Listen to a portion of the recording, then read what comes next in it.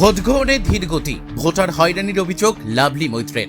সকাল থেকেই সোনারপুর দক্ষিণ অ্যাসেম্বলি কনস্টিটিউয়েন্সির বিভিন্ন ভোট গ্রহণ কেন্দ্র পরিদর্শন করছেন তৃণমূল কংগ্রেসের প্রার্থী লাভলি মৈত্র। একাধিক বুথ ঘুরে দেখে তিনি অভিযোগ করেন, বেশ কিছু জায়গায় ভোট গ্রহণের প্রক্রিয়া ধীর গতির, ফলে ভোটারদের অযথা হয়রানির শিকার হতে হচ্ছে। দ্রুত ও নির্বিঘ্ন ভোট গ্রহণের দাবিও জানান তিনি। এক মিনিট। সকাল থেকে তো ঘুরছেন বিভিন্ন জায়গায়, কি বলবেন? অনেক জায়গায় লাইন রয়েছে।